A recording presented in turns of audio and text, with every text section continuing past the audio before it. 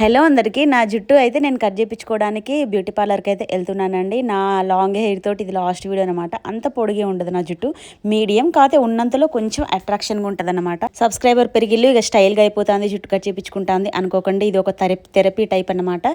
నేను ఎప్పుడు జుట్టు అంత పెంచనండి. చిన్నప్పటి నుంచి నేను జుట్టు కట్ చేయించుకుంటా. 8th 9th వరకు నాది బేబీ కటింగే ఉండే. 10th క్లాస్ నుంచి నేనైతే జుట్టు పెంచిన.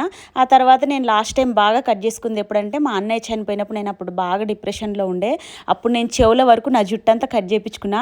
అప్పుడు మా అమ్మ భయపడ్డది, నాకు ఏదో దయ్యం పట్టింది. బాగా బాధలో ఉంటే బాగా జుట్టు కట్ చేయించుకుంటా, బాగా సంతోషంలో ఉంటే కొంచెం కట్ చేయించుకుంటా. నేను డిఫరెంట్, నా మెంటాలిటీ ఇంతే అనమాట. మనం ఇప్పుడున్నట్టు ఒక 2 years తర్వాత ఉండవండి. ఎంత బక్కగా ఉన్నా ఫేస్లో తెలిసిపోతుంది ఆ ఏజ్ అనేది. సో అందుకే మనకు నచ్చిన పనులు ఏజ్ ఉన్నప్పుడే చేసుకోవాలి. ఆయన నాకు హెయిర్ గ్రోత్ ఎక్కువ అన్నమాట. టక్కున మళ్ళీ 6 నెలలకు చూడండి నా మోచేతుల వరకు వచ్చేస్తాయి జుట్టు. నేను చాలా సన్నగా అయిపోయానండి. ఈ జీన్స్ వచ్చేసి నేను 2-3 years బ్యాక్ తీసుకున్నా.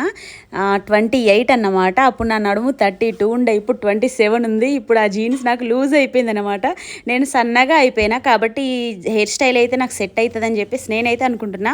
ఎలా ఉందో మీరైతే కామెంట్ సెక్షన్లో చెప్పండి. ఎలా ఉన్నా నేనైతే ఫీల్ అవ్వను. నాకు ఇప్పుడు చాలా అంటే చాలా రిలీఫ్గా ఉంది. ఇది ఒక థెరపీ టైప్ అన్నమాట. నేను ఎక్స్ప్లెయిన్ చేయలేను, తెలిసిన వాళ్ళు ఉంటే చెప్పండి. నాకైతే చాలా హ్యాపీగా ఉంది. వీడియో నచ్చితే లైక్ చేయడం మర్చిపోకండి.